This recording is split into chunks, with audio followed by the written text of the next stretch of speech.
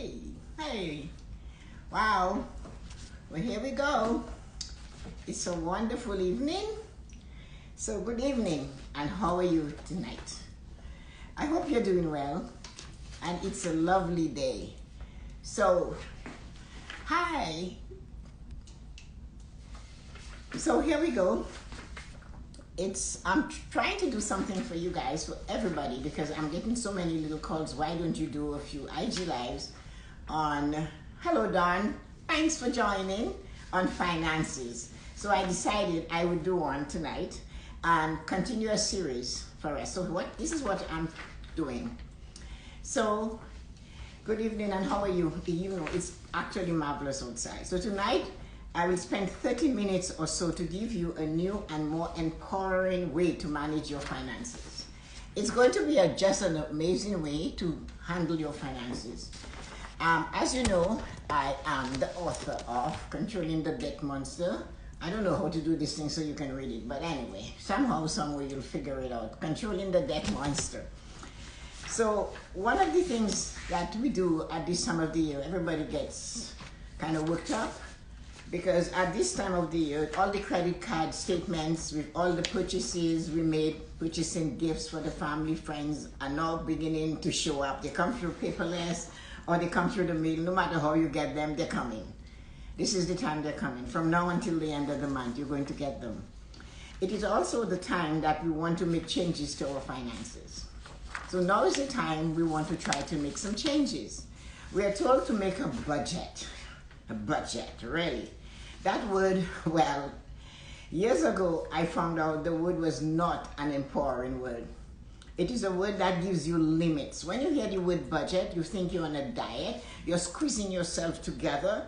I remember asking my cousin for us to go to the Roy Thompson Hall for a show, and she said to me, I am on a budget. And she stood like this, and I go, okay. So that kind of got me thinking, these budget things, and I would have customers at the bank, the budget, and it was just driving me crazy. Because when I really look at a budget, it tells you all what you cannot do. It gives you limits and restraints. And naturally, as humans, we resist changes and restrictions. We don't like those to be in a chain. We don't like to have a change in our finances the way somebody's telling me, this is the best thing to do if you want to be rich. Because of this, we soon lose track. So all of you who have tried a budget, using the budget on the Google or budget in a book, you lose track after a while because it's just too time consuming.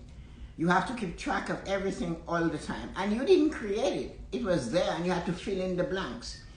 So although it is well intended, everything goes haywire after a little while. I will continue to do this series at 7 p.m., for a few weeks, just to help you manage your finances. It will get better. And if you do that, you will be able to manage it more successfully, and it will help you to get the financial results you desire. The series, of course, is free when I do it live. But if you want a private session, you can do it, and that, of course, will cost you, because then I will be giving you one-on-one. And you can contact me for private coaching on how to successfully manage your finances by email, or you can DM me. And I'll be happy to accommodate you and give you the guidance you need. A spending plan is what I'm trying to teach you to do. That's my aim. It is something you will create. So there is a difference. It will create to help you make the right decision in managing your money. You decide how to spend your money. And that is what a spending plan, it's a plan. You make the plan. The difference between a budget and a spending plan is the budget mainly tells you all the things you dare not do. And if you do them, you will not succeed. So from the beginning, a budget puts fear into you. When you're on a budget, you cannot do this. You cannot, there's more cannots than there can. Or try. Whereas a spending plan is something you create with the help of a financial planner. So somebody like me will help you. You decide where you want to spend your money. The plan is a map of your financial present and where you want to be in the future. So the spending plan starts with where you are. This is where you are right now. And so that's where you start your plan. Then you tell me, this is where I want to go. This is what I want to do. So my job, after receiving all of your needs, your desires, and your wants, is to direct you on the best possible way to get what you planned. In other words, I become a human GPS. You give me the information and I tell you how to get there. You say where you want to go, where you want to be, and when you want to be there, and you have a date, you have a time, you have a program, and I tell you what to do. It's like a journey. The plan is unique to you, and it is based entirely on your financial needs. So a budget, anybody can do it. You get these PDFs from the internet, or somebody gives you one at the bank, or a planner might give you one. And what you're doing, you're filling in what applies to you. But somehow, some way, there are things that does not apply to you, which is we expect that. But what is the most tricky thing is all the things that you would have in your thing that is not on the list. So then you have to scratch it out and put it on. So this is why I prefer for you to do it yourself. Create it through a book, an exercise book, a dollar store book, a binding book with lines. That's why I asked you to do it like that. So no two plans are the same. So the plan you create, I create with you, it's not going to be the plan you create with your brother creates, or your sister, or your friend, or whoever. When you do a plan, if you have children, they have to be included in the plan. They have expenses that they have, you have to take care of, so you need to do that. Your friend might not have children, or they might have more than you, or they're planning to have it. So you see, the plan is unique to you. Each person must spend the time to create their own plan. And what I'm offering you is the basic. I'll teach you how to do the basic. And that should help you, and it will help you to think a little bit longer. What am I doing? You will take some time and you will look at that plan and you will know for sure, you know what? I can do this, or I cannot do that. In order to create a spending plan though, you need to have all your pertinent financial information with you. So you need to know things. A spending plan is a serious business. It's not a joke. It's not something that you must fear, but it's something you must do because you must do it properly in order to get the results you're looking for. The information must be accurate, and all the information comes from you. So there is no reason why they shouldn't. But the thing that I've always come across, for example, you cannot guess numbers. There is no guessing in numbers. No numbers are to be guessed. Like the words I get when I ask someone, how much money do you make? And if I say to them, what is your annual gross income? Some people don't understand gross. The gross is what you make before they take your taxes and all your other expenses like your CPP, your EI, your insurances, those type of things. So that's your gross. But then if they do know, I say, well, what is your gross before taxes? Okay, almost 40,000. Let me see, I think it's 65.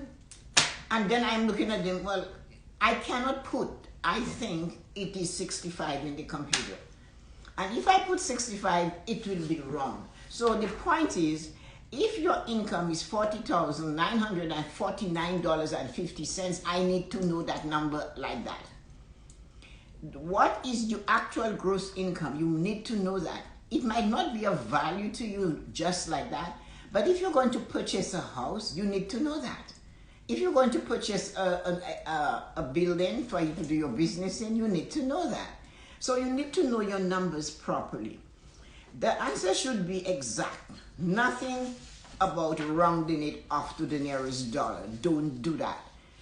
You will notice when you receive a statement or a bill from the hydro, from the gas company, from the telephone company, from your credit card statement, your line of credit statement, the numbers are not ending in zero, right? There's a reason for that. Every penny matters to those huge corporations. Think about it. everybody in Ontario who is paying hydro to the hydro company, they take off the last two digits and they make it 00. Will that benefit you? Of course, but it won't benefit the company, right? So it's the same thing. Don't cheat yourself. If you go to the dollar store and you pay $1 and you have 10 cents, and the thing and your tax on that is 13 cents, the woman is standing there with her hands open looking for the nickel.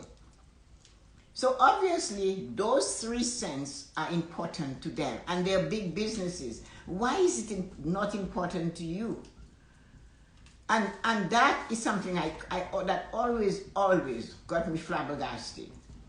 And we had a corner store lady, and every time you went to the corner store, she actually did it to me, and you know that wasn't going to go over too well.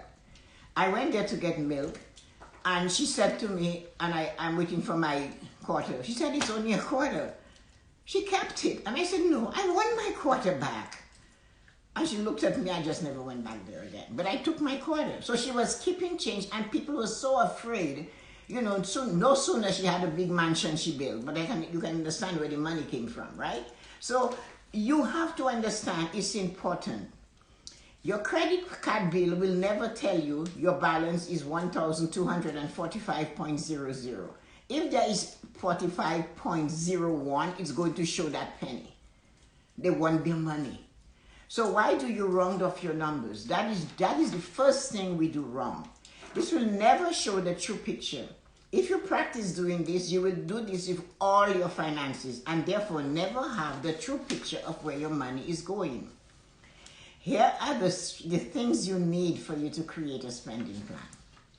A spending plan is not hard. It's fun to create it. It's actually a lot of fun.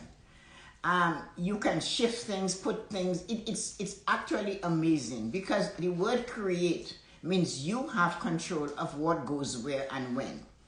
You need a book to write it in, not a device. You need a pen, you need a calculator, not a device. The process of writing in the book is very important because when you open that book, your name goes in there. Then on the first page, you have your name, the date, and the time. And that is important because what it does, it gives you a history of when you started and a year later, 6 months later, where you are. I have the most fun with the people that I do this with. I have a bunch of people I mentor that way. And sometimes 5, 6 years later, there's one girl that comes on off and on. I think she's away on vacation, Lisa. And Lisa started with me maybe 6, 7 years ago. And Lisa, when she was laughing this summer when she saw me, because she was looking at this book, and she went back to the first page, and she just had her mouth open, her hand, and she said, I cannot believe we were in so much debt. And that was handled in 3 years. She was able to get rid of all of the debt, go on trips with her family, redo her kitchen, all from money she saved. But she saw where she was. She was like in a tunnel, and it was dark, and it was taken from here to do this. It was it took a long time to get Lisa on track. But she was diligent. She saw me weekly, and we worked together. And today, she's free of debt, and she manages it so well. She has a husband and 2 children. So it can be done. But what makes her happier, she said, I will never ever get rid of that book and those dates because I know where I was and I can see where I am. What took 2 pages of expenses for Lisa now fits on 3/4 of 1 page. All of these things were put in their proper places and deleted. So the total amount of everything you earn has to be there. That is after taxes. So if you have a page like this, the right side of the page, you're right, you put income and you list the income that comes in for the family. What is deposited in the bank account? Across from here, you have the expenses, all what you have to pay for, all of it. It will be much longer than the income. It might go on a second page, but you still need to list them and you need to take your time. Don't rush it. Make a list of that. For example, You might forget to say you have a gym membership. You might forget that you have a donation to your church that you do weekly. You might forget that you have a charitable donation to somewhere in the world. You need to remember that. You need to say how many times, you should list how much money you spend on your coffees, your teas, or all your miscellaneous, the pocket money, how much you keep in your wallet, how much you tap. All the tapping has to be listed. So it's best to arrange an amount for that. And that's what a spending plan gets you to do. Look at what you're spending. The first time when you really look at what you spend and you give me the total, you will say, I didn't think I spent so much. That is the first thing you're going to say. Why? Because we use our debit card so much. And that is something you have to learn. Because we use our debit card, hi Susie, we forget. Hi Yoko, to write it down. And hi Patrick. So these are the things you have to do. When you're doing your list for your spending plan, act like you know what you're doing. Look at, for example, if you have children, and they're in school. No, they're not in school. But they say, oh, Mom, we have a pizza day. Oh, Mom, we have to go to this place. We're skating, and we need to bring $2 to go to the skating rink. We have to go here. We have to buy books. The books come to the school today. So you always have to have an amount, you set aside for these children. You have it in somewhere where you don't use it, because that morning, they never tell you the night before. That morning, they're going to say, Mom, I need the time, $10. Teacher said we must bring $10 or $5 or whatever dollars. But you have to find it. So when you're doing your spending plan, you have to make sure that you put that amount there. And that is what is important. So everything you do for yourself is important. Your spending plan will not match mine. It will not match your sisters or your brothers or somebody else. It is not. That is why it's a spending plan. No. The thing that people don't realize is an expense is your savings. Your savings is an expense. You know why? It is a debt you owe yourself. Everywhere you go, the first thing they say to you is pay yourself first. But nobody tells you how to pay yourself first. They say it, but they don't teach you how to do it. I will teach you how to do that. I make sure the first line on your expense is savings. The first line before rent. Because you see, you will always pay your rent. No, your savings does not have to be a huge amount. I am very proud. What you guys are going through with children and smaller incomes, I went through that. We couldn't save a lot of money. And the first time I wrote it at a seminar on the board, somebody told me that my decimal point was in the wrong place. Because why?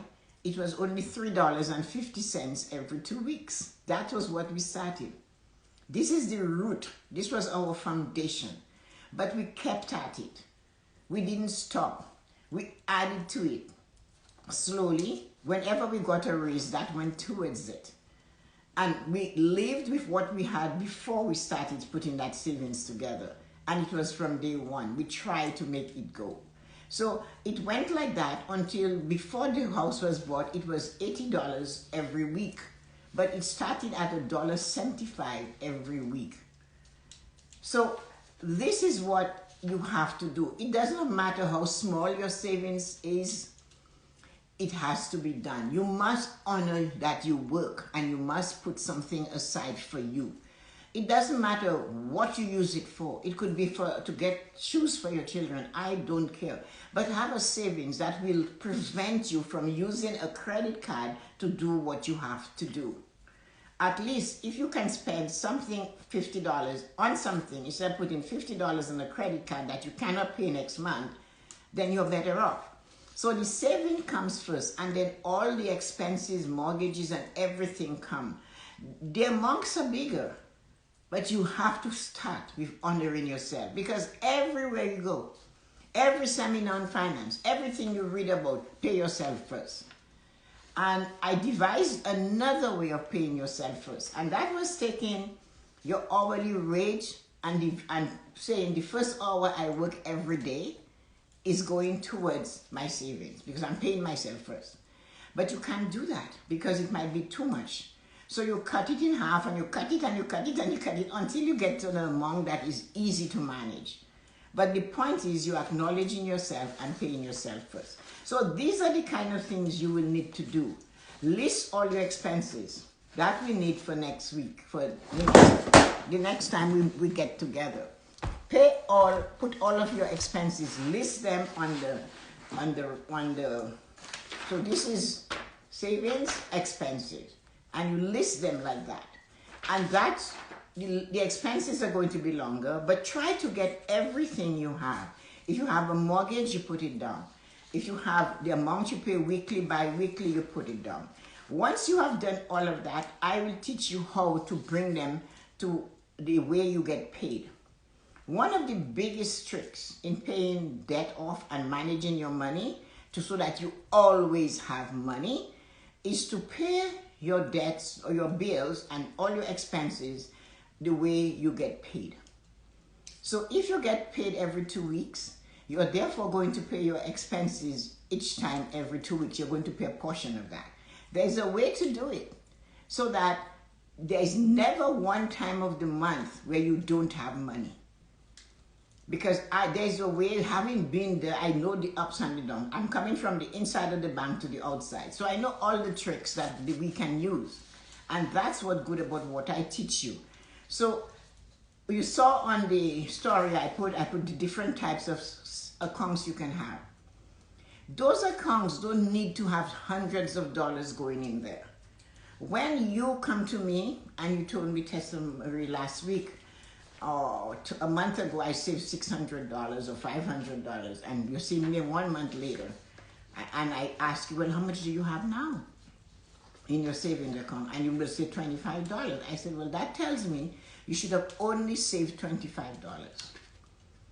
It's no point putting tons of money in a savings account and coming back and taking it out. That is not savings. That is using your savings account as a checking account. And that's not what savings are done for. It's for later. It's for a particular purpose. So that's why I gave you a little hint, saying that you have pay myself first, paying down debt, buying a home. You can do it, you know. It's not that hard. All you need is guidance. All you need is a GPS, like me. Somebody that is willing to take you where you want to go and will help you all the way until you get there. My biggest joy is to know that you have paid all your bills. My biggest joy is to watch you and you had debt and today you don't. That money you are paying on the debt, you're now saving it towards buying your own home. That, they tell you, is what gives you wealth.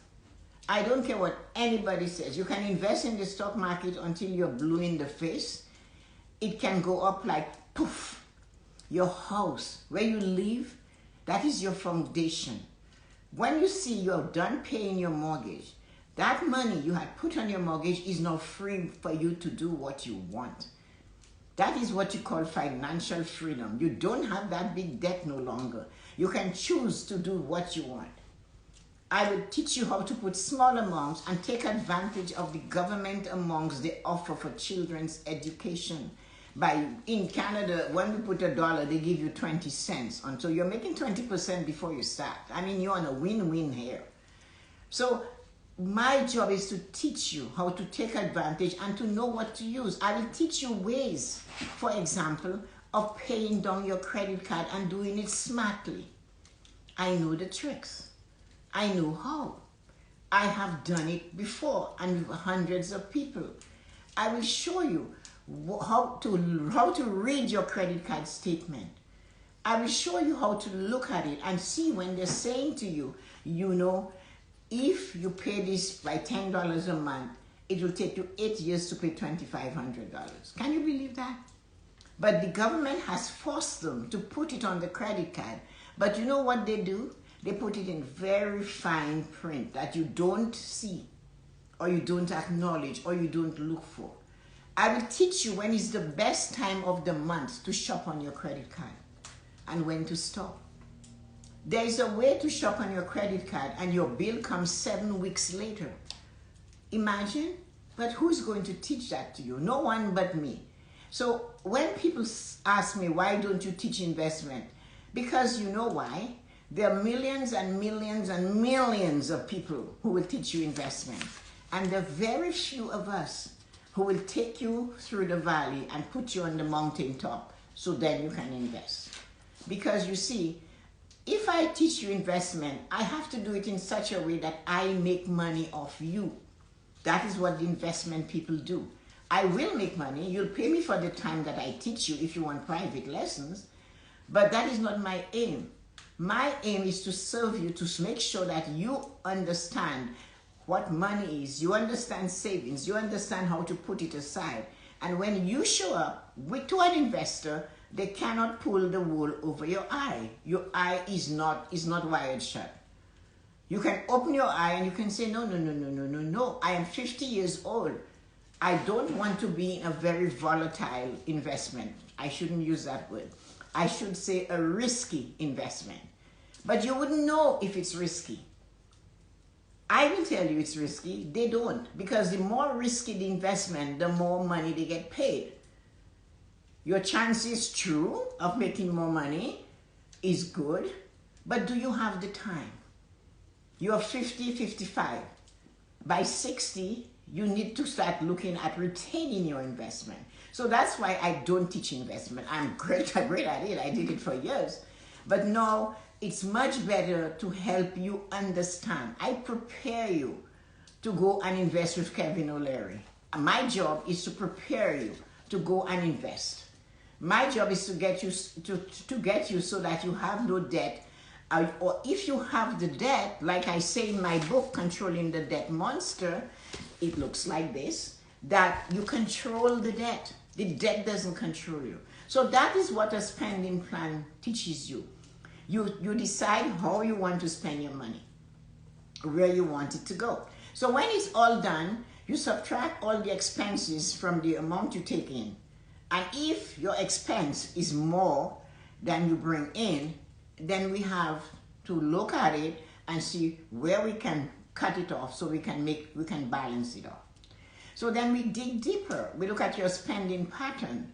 We look at how much you debit. Then if that doesn't work, I'll ask you to look at your kitchen cupboard. See how many times you're buying the same thing over and over and over and over, and it's still there. So you start taking charge of it. You see what? It's different than a budget. You're looking for ways to save money. You're looking for ways to spend your money properly. Nobody is telling you how to spend your money. A budget, they tell you. What I teach you is that you find a way to put your money where you want it to go. You become intelligent. You become educated on your finances. Nobody is going to tell you, give me your money and I'll invest it for you. And then when it's time to get your child's education money, you're phoning them and they cannot answer you. You can't find them. They have left the company. And then half of the money is gone because they had fees that you didn't know what those fees meant. But so this is why I want you to understand it. The minute you have children, babies, the minute they start, you have to start the education plan. As I said, in Canada, we have bonuses coming out of our head for children's education. So you take advantage of it. You put $1, they give you 20 cents.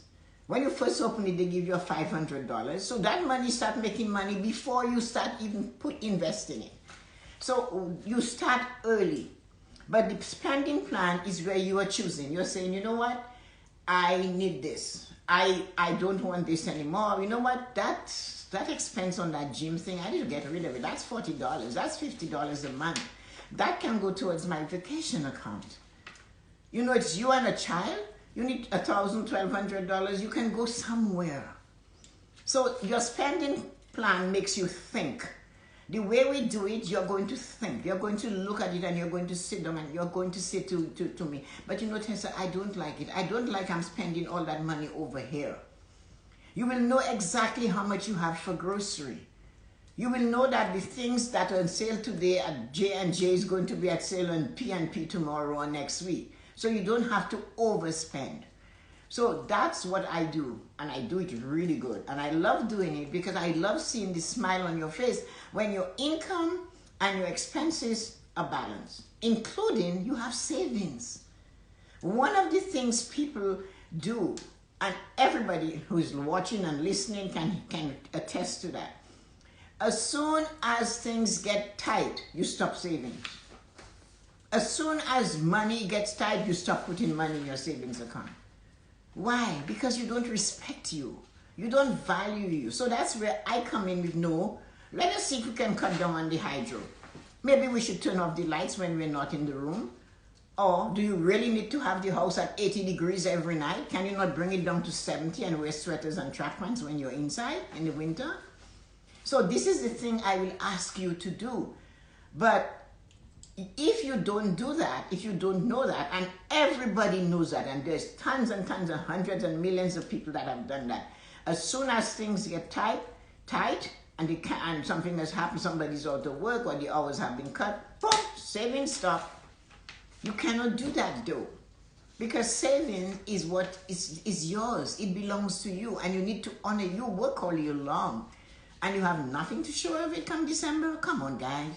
So that's what I am good at. I will take you to the point where your savings will always be there. I'm not saying you're going to maybe save the same amount. You might cut it down, but you will never cut it down to zero, because I will show you.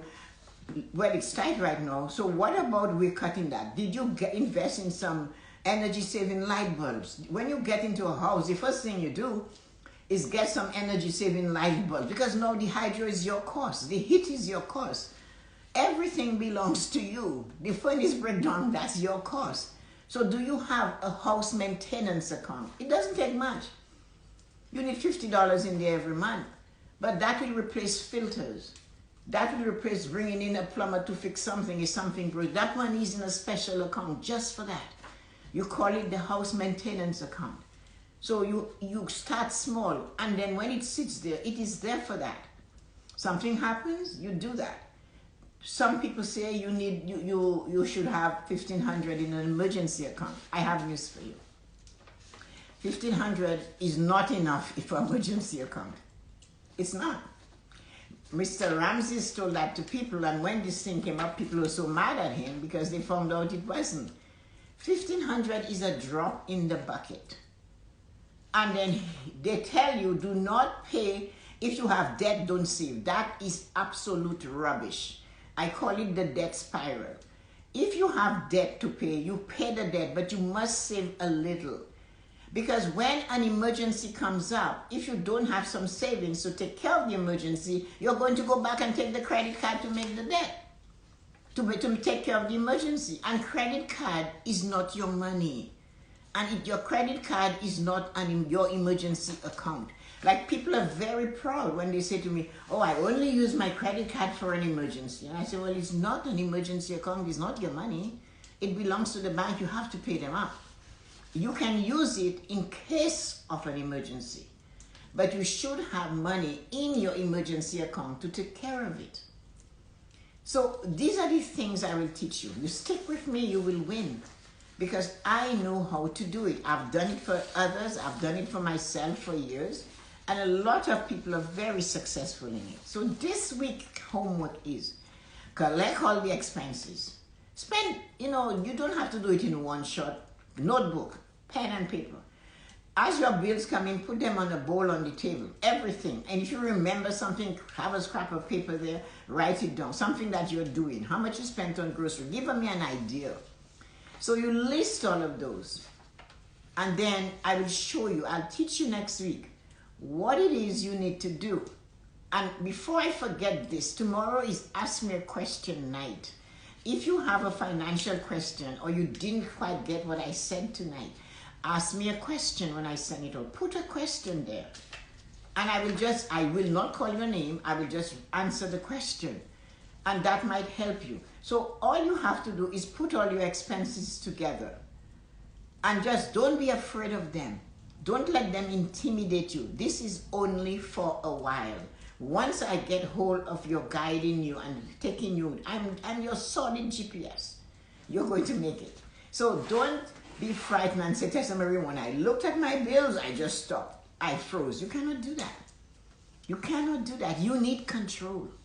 You need to be, when you get older, to have the freedom to, at 65, you don't want to be saying, welcome to Walmart. At 70, you don't want to be saying welcome to Walmart. You need to handle your personal finances first before you can handle your business finances. I will teach you both. I do both. So have a plan. What you want is that at 65 or 70, I want to be the doting grandmother, or 55. I want to be able to take my grandchildren wherever I want. I want to go on a vacation. I want to be still running my business and making money and treating myself and my family and having a ball. That is what the aim of this is. Manage your money now. So the point is, live and do the things that nobody else is doing now, so you can live later on like no one else. You got it? So if you have a business plan you want to do, I'll help you. If you have things you want to put together, I'll take you there. But you have to want to do it.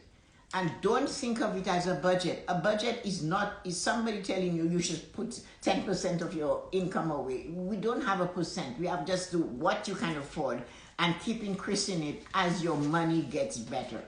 So I am letting you go tonight now with this. And what I'm trying to say to you is that next week, same time, same place, I hope a few of you come on. And then I will go over it and tell you what you should do, how you can look at it. I cannot give you a PDF because it wouldn't suit you. But yes, no, I don't use wood to heat.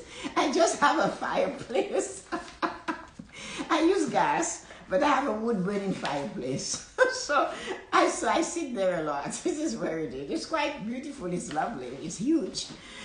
Some of you use, no, I don't. Anyway, I use gas. So anyway, have fun, guys. And I'll talk to you guys next Thursday night at the same time. And it's financial night. So try to, even if it's just for your business, think of where you're going to conduct it, what you're going to spend, how much you want to spend on advertising, how much you want to spend on doing things to help people to see it. If you're printing a book, what is the budget for getting all your things? You have to pay the editor, you have to do this. Just ask me a question and I'll answer you. So I hope you enjoyed it. And any question, tomorrow is Ask Your Question night. I'll put it on early in the day. So if you have a few minutes, just send me a question. And then next Thursday, we will sit down. I will tell you, give you an idea, look at your expenses. And if you have any problem and it's not balanced, it's not 0 with savings including, then I'm going to ask you to think. Look at the list carefully and what can you cut off. So sending you light and joy on a wonderful Thursday evening. See you guys later. I have to go poke my fire and put it back, make it get alive. I enjoy the fire so much. Have fun, guys. Good night.